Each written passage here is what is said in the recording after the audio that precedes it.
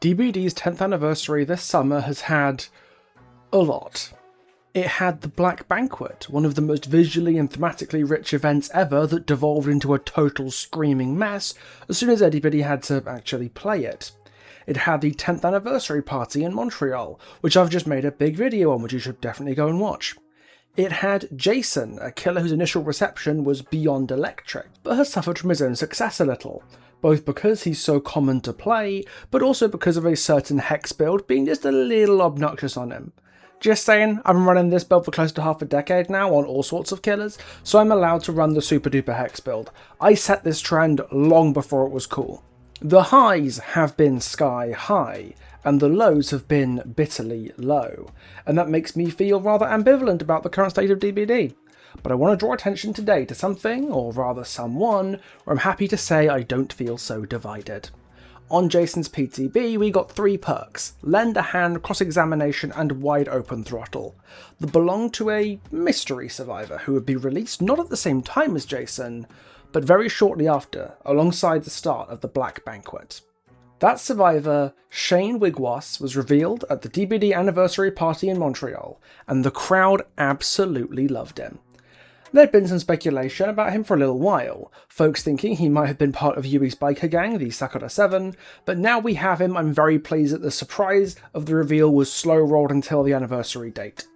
On one hand, you could make the argument that Shane was overshadowed by the big reveals of the day, like the Ice 9 Kills video, graphical overhaul and Terrifier chapter announcement, but on the other hand, Shane actually arrived in good time after that stream, and got that immediate spotlight, but we're still waiting on much of the other big stuff.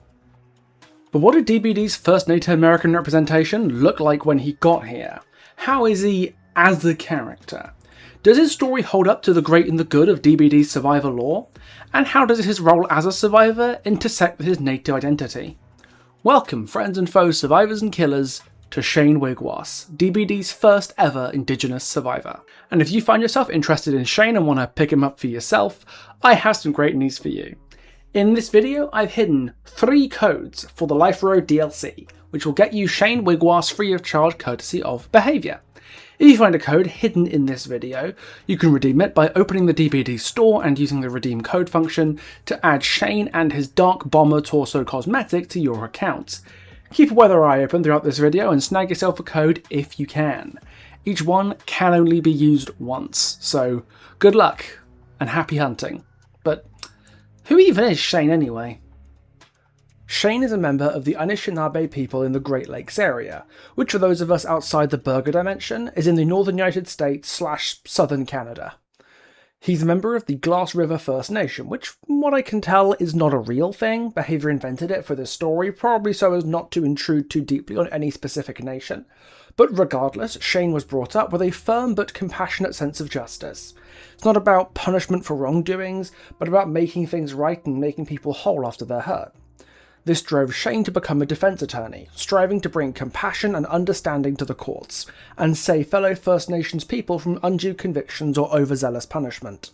The story affirms that many of Shane's clients face severe sentences for the most minor infractions, which is unfortunately very much based in reality of Native American people.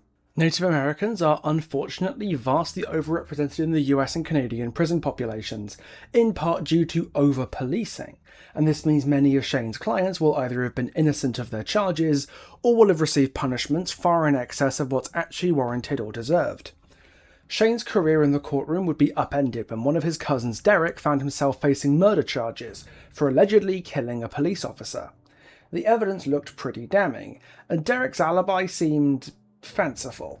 The officer pulled him over for a broken taillight. That officer escalated and got aggressive with Derek, who fought back to protect himself, only for an encroaching black fog to emerge from the night and steal the officer away in the dark.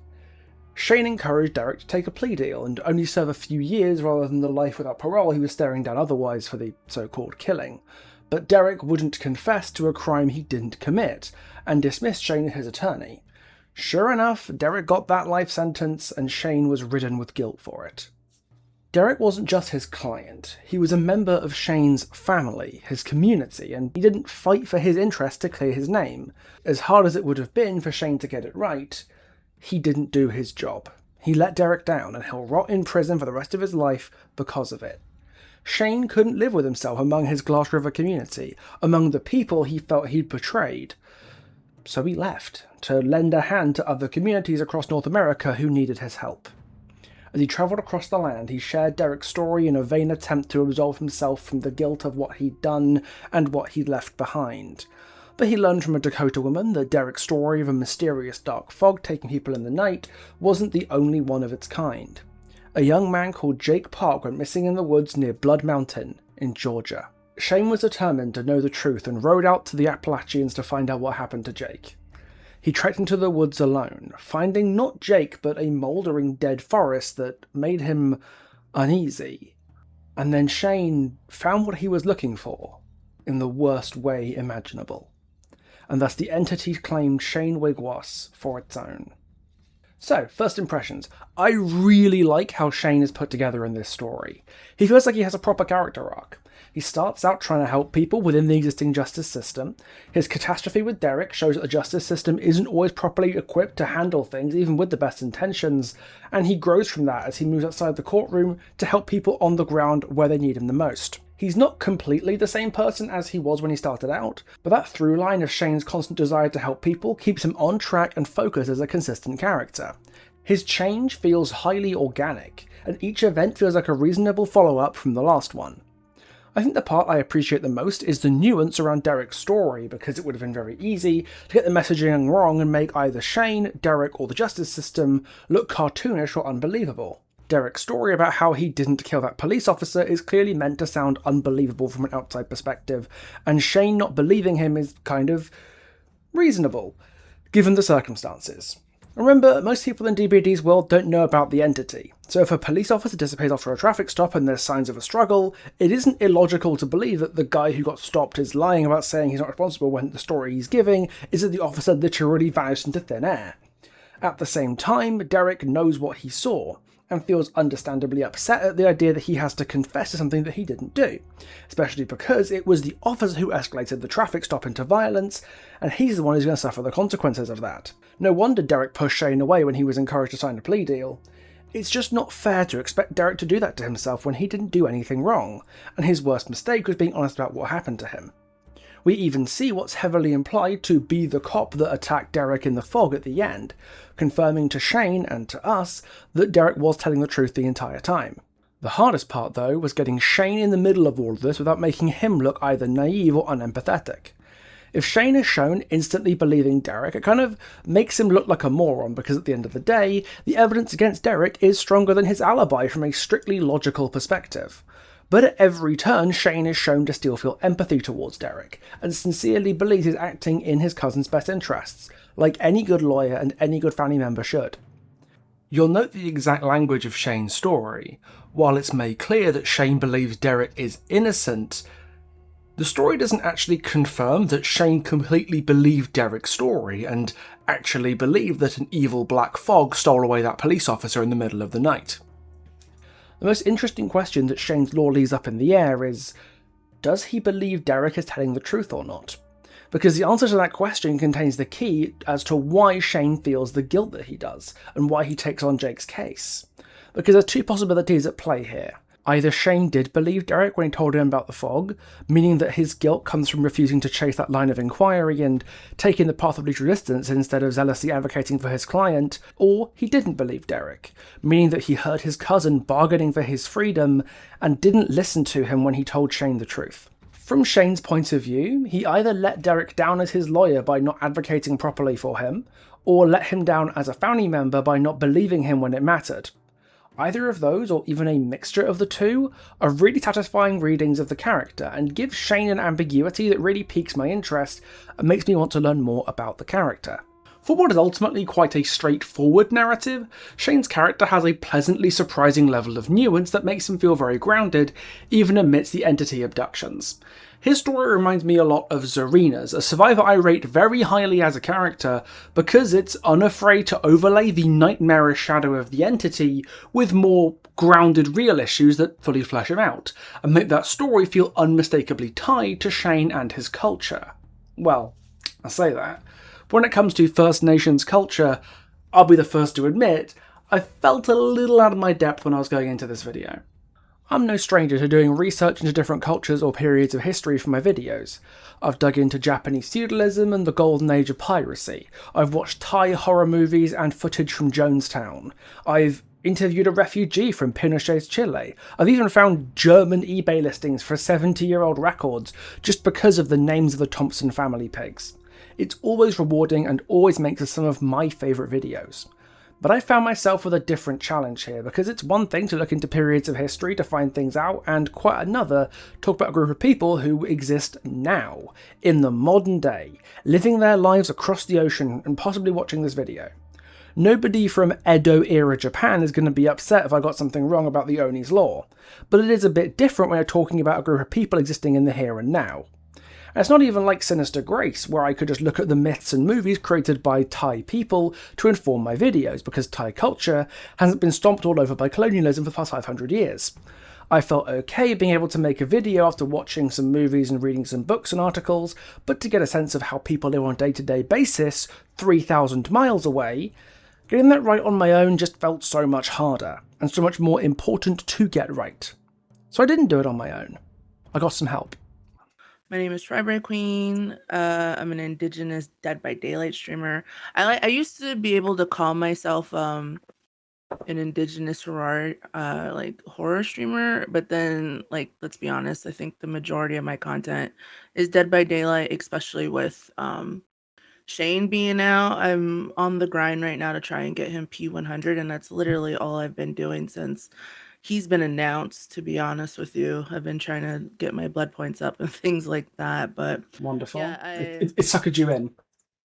yes, it did actually. I was very excited when I saw him being announced. Excellent. I think it was absolutely great, and I think I put more time into the game now than I've done in the past. I did do like other things, but for the most part, I am a Dead by Daylight streamer. I like tell people I'm like 98% survivor, and if you see me playing killer, it's there might be a storm coming. Which never happens.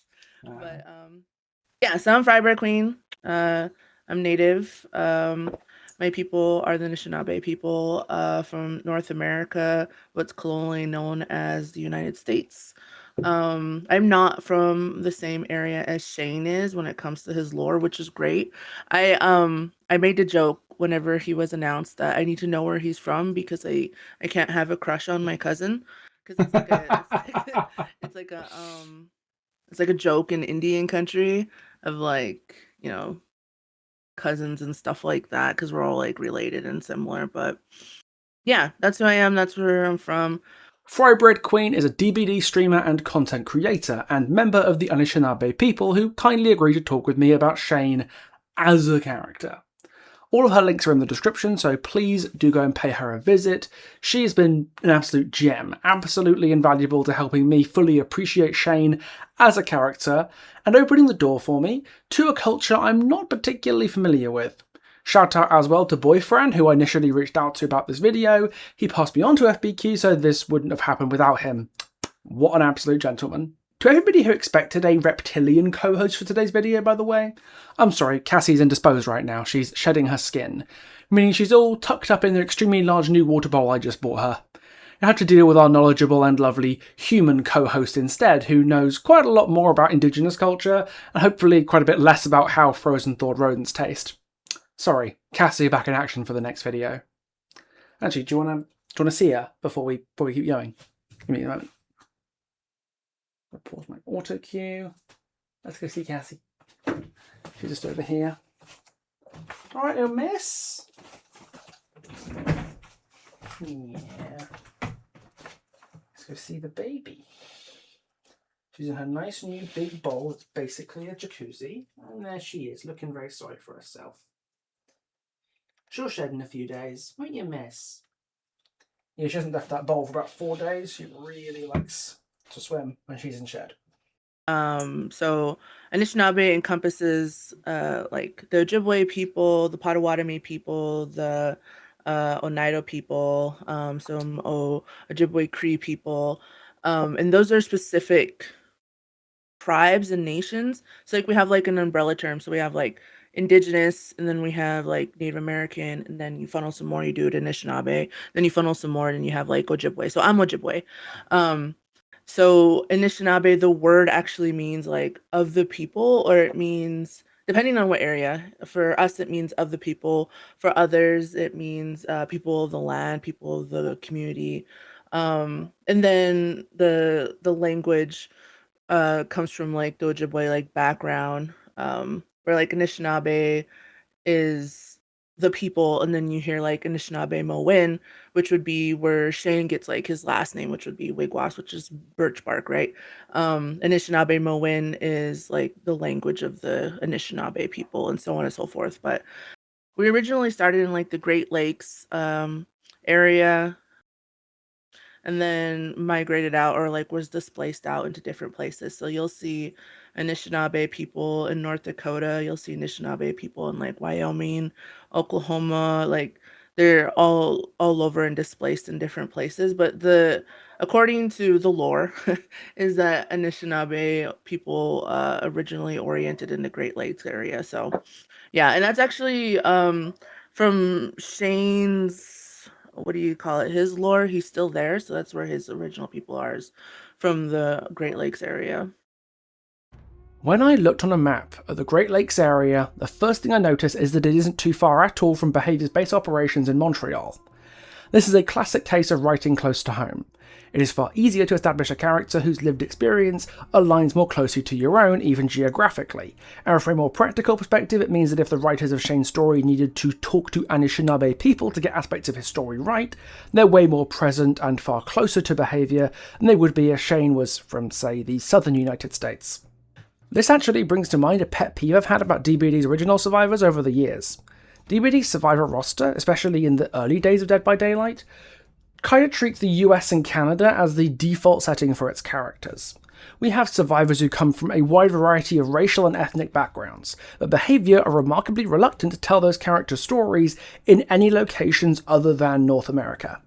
Hattie, for example, is ethnically Indian, but her story shows her as a second-generation immigrant born and raised in Quebec, right around the corner from Behaviour. How convenient. Now they can have it both ways and have an Indian character join their roster, but don't have to get themselves too familiar with India, how people in India live, and can lean on their Canadian lived experience instead. And that hasn't had any downsides at all, I'm sure you'll agree. Please ignore that bastardized blanket cloth sari and Aladdin shoes on that one Hattie skin. I'm sure that came from a place of love and respect for Hattie's Indian heritage. Ace is Argentinian by birth, but you wouldn't know it because his story and his tome are both set in the United States. Same with Nia, born in Sweden, story told in America. Jonah and Jane were DBD's primary Hispanic representation, but Behaviour were once again allergic to actually telling a survivor story south of Louisiana. We had to wait till Tools of Torment for that several years later. We got a Korean-American survivor at launch, but didn't get a Korean character in Korea for another 5 years. For the first 4 years of DBD's existence, we had as many survivors from Pennsylvania alone as we did survivors who were neither born in nor moved to English-speaking countries.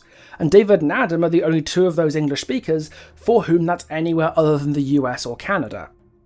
That doesn't mean that these stories are always bad. My very favourite survivor lore is Zarina, whose life as a Middle Eastern immigrant living in post-9/11 New York tells a very unique story from the heart that couldn't really be told the same way if she was actually living in Lebanon. But it does feel very half measures at times. Like Behaviour are too scared to go to different areas of the world they're not familiar with and actually learn about and write about other cultures. This has gotten a lot better over time though. Thalita, Hanato, and V have been excellent inclusions to the modern Survivor roster precisely because they are unafraid to step wide-eyed into new modern cultures that might be alien to writers and readers outside of those cultures. With all that in mind, Shane shows off the perfect balancing act between the familiar and the novel, choosing a setting that's literally close to home for Behaviour while exploring a culture most readers aren't familiar with. The Quebec vicinity and North America as a whole isn't chosen just because it's the default setting for a DBD survivor like it is so many other stories, even modern ones like Orella. It's chosen for much of the same reason it was chosen for Zarina, because the story Shane's lore is trying to tell is inherently local, it's quintessentially American, and it embraces that Native American culture completely. But just because it ambitiously embraces that culture and does its best to pay respect to where Shane comes from, doesn't inherently mean that it will deliver on that ambition successfully. We've seen behaviour take big thematic cultural swings with characters like the artist before that kind of fell on their face, at least without, a facelift in the tone. This, however, doesn't seem to be an issue we have to worry about for Shane.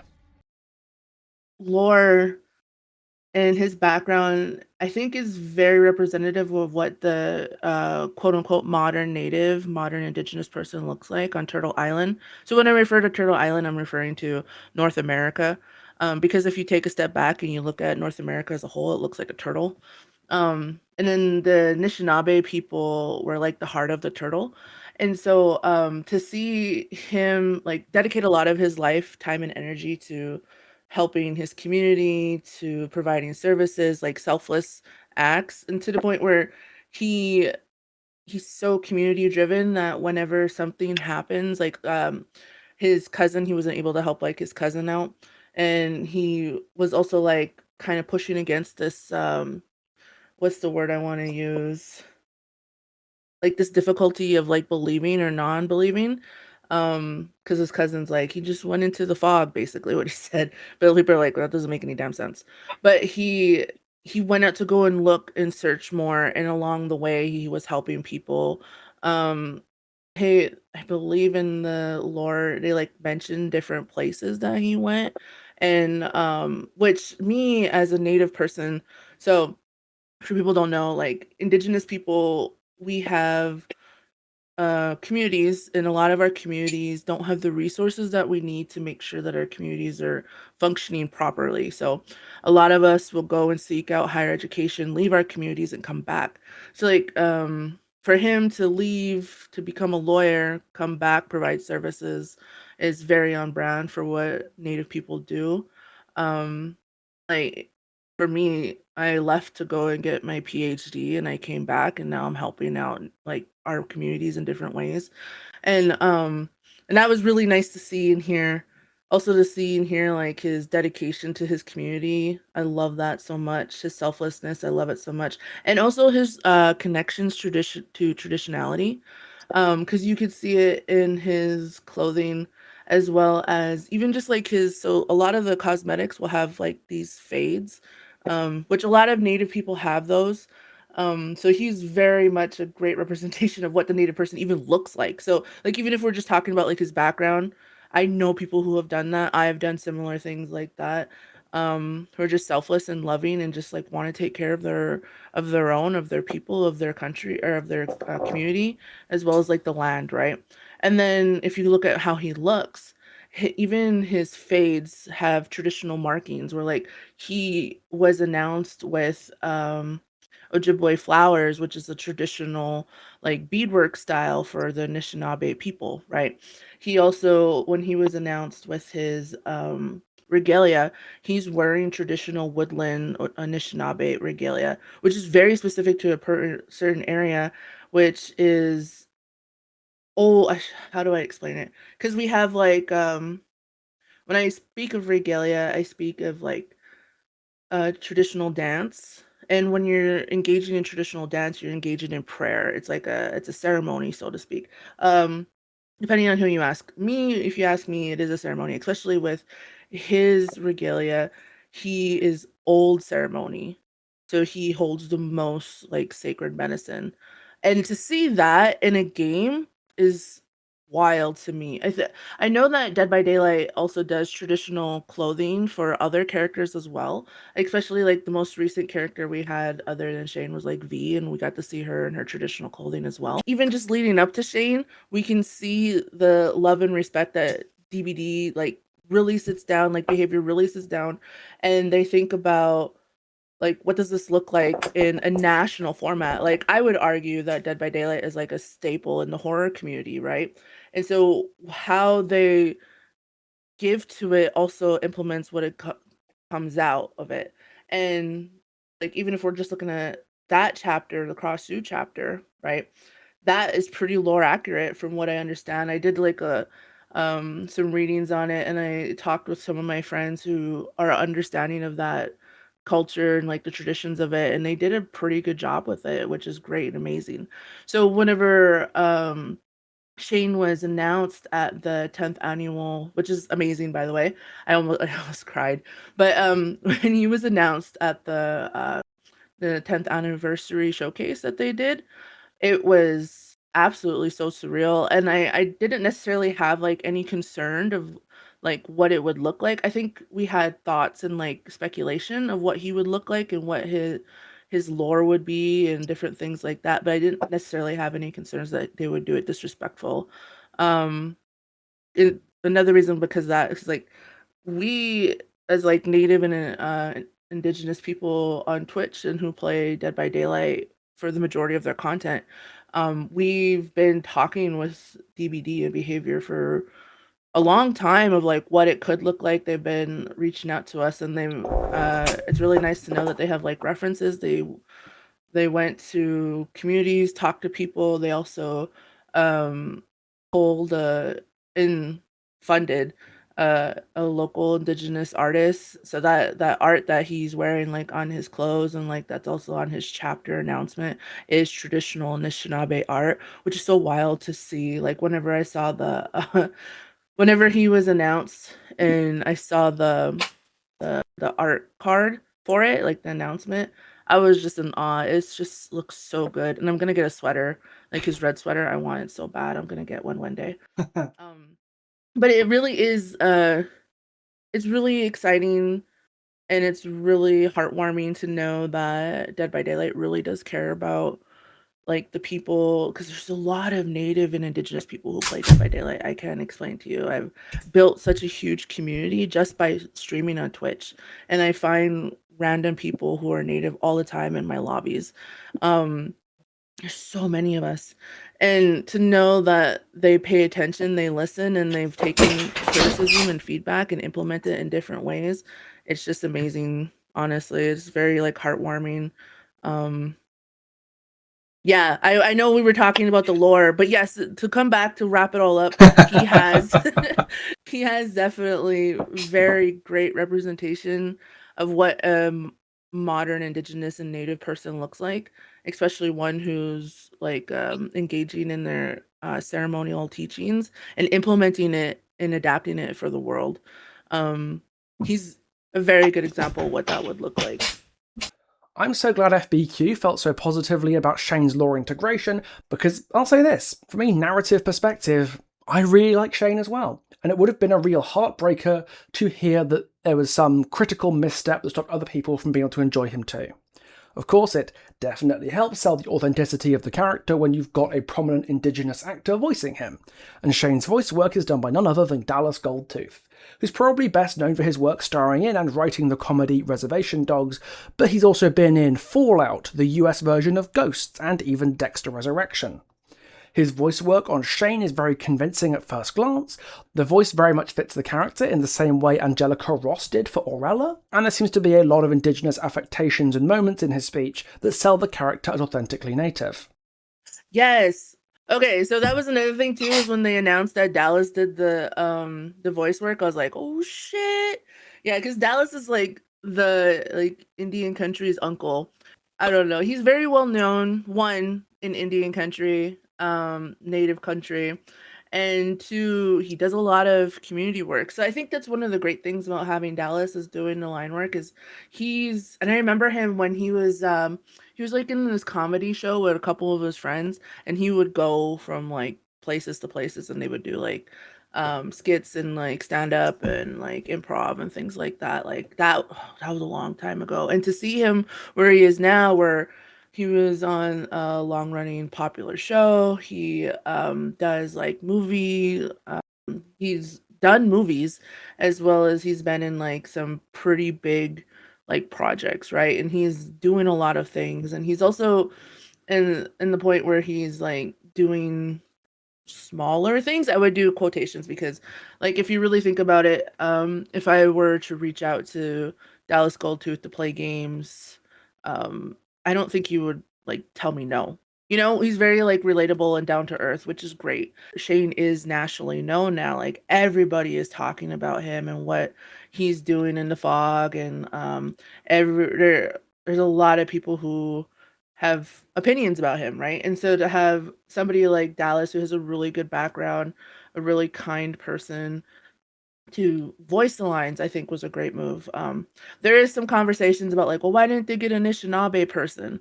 Well, to be fair, doesn't necessarily identify as Anishinaabe according to Google. I've never actually talked to him about it, but according to the internet, he's not an enrolled member of any Anishinaabe recognized tribes, but Dallas is a community member first and foremost. And so theoretically he would be an Anishinaabe person. Like if he were to be a part of my community, we would still like bring him in.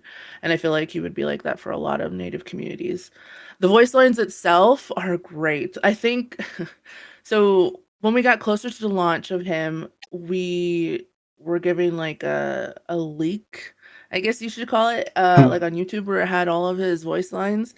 And it was really awesome to like hear words that I utilize on a daily, like Hoa and Shata'a and like Skoden and stuff like that. And use, I think that's terminology that I utilize with my friends, people that I play DVD with. And I know that people in tribal communities use it because it's like res slang. It's so when I use the words res slang, how do I explain it? So a lot of Native people are placed in reserves or reservations, depending on what area you are in, and like how you pronounce it. But um, and it's like a different world, because of like forced relocation. That's where these reserves and reservations are from, and a lot of us grew up on those lands. I made it my way back to my reservation, and that's where I'm calling like you today, and um like code switching is a thing, and on reservation land we use like a lot of res slang, and that's where like Skoden and Hoa and use come from. And I think one of his lines is like selfless acts kind of related. It's like you don't need to come back for me and stuff like that. Like I don't remember what the exact word line is, but he's basically saying like I can handle my own. I need you to make sure that you're safe, like take care of each other kind of thing, which is very on point for like his lore as well as just like what native people do is like we want to make sure that other people are doing the things, making sure that they're safe, making sure that they're okay kind of thing. While they were here, I thought it remiss not to ask Fry Bread Queen about Shane's cosmetics. I don't know a huge amount about native art and clothing designs, and obviously while many of Shane's clothes are fairly normal, stylish biker outfits and whatnot, he does have some that show more specific, native relevant images, like that sweatshirt and his woodland regalia sets. I particularly like that they bore in mind that the regalia probably shouldn't be able to be broken up, and they kept it a linked set so you don't get Shane running around with a pair of sunglasses or flip-flops mixed up with his deeply important cultural clothing. But again, I'm not exactly an expert here.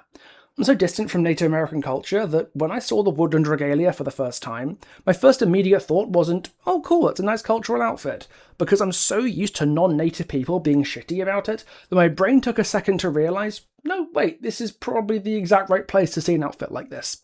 I love that he's wearing sweatpants and Jordans. I love it so much. He's and his sweatpants have like the design on them. I love that as well. I love his sweater. Like I mentioned it earlier that his red sweater I will get one day if they ever make it like IRL. It's like hot dog water. Hot dog water. They're an artist and they actually did the survivor announcement card as well as done like I believe like the sweater and things like that. Um I absolutely love the Ojibwe floral design that comes down his jeans and one of the cosmetics, his base cosmetic with his motorcycle jacket with the Thunderbird on the back of it. I absolutely love that too, and the various different variations of that. Um, I think that obviously I know this is gonna happen in the future, but right now it's just so fucking irritating to me. But his hair is like how it like moves, it like looks like a wave whenever he's like getting picked up, and his hair like looks like Johnny Bravo. I don't like it. But you know, it is, I know they'll fix it in the future. It just recently happened with this most recent like update, and because his hair's magical, especially like in the start screen where you like spin him, his hair like whips around like this. It's so funny. There is some conversations about I because I've been a part of them, but his traditional woodland ceremonial regalia that he wears. I don't actually see that one so much in the wild. I bought it because you know I'm gonna support, but I won't ever use it. And I think there is a conversation about it because traditionally we wear regalia for ceremonial reasons, and ceremony is kind of like a I don't know how to explain it. How do I explain this? But ceremony, depending on the area, ceremony is only for like you and yours. But there's also conversations that ceremony is for everybody. My understanding is, and like how I go about it is, ceremony is for everyone, but certain practices are for our own community, our own people. I've been in conversations with people about like, people think it's like performative. People think it's like too much, and you know, like that's always gonna happen with some people. Is like, you gotta find something to dial in on, and I know that's one of the things that people have been dialing in on is like him wearing his woodland traditional regalia. Because he's a dancer. That's literally what it is, and he well, I always made a joke too. I was like, well, you never know. Maybe he fell into the fog. The entity grabbed him while he was standing in line for a fried bread taco at the powwow. You know, you never know, like how he how he ended up wearing that. Um, but yeah, I think the cosmetic in itself is done beautifully. I think that if you were to like search up woodland Great Lakes area and traditional like regalia, that's literally what it looks like, and you could see photos from way back when that look like that, right? And so his regalia in general is great. It's done very well. It's done with a lot of love and attention and appreciation and respect. The conversation about like why is he wearing it in the fog is what's getting a lot of people talking. So it really just depends on how you look at it. It's either or type of thing. But for me, I love seeing representation. I won't ever use the cosmetic. I did buy it, but I won't ever use it. Um, but yeah,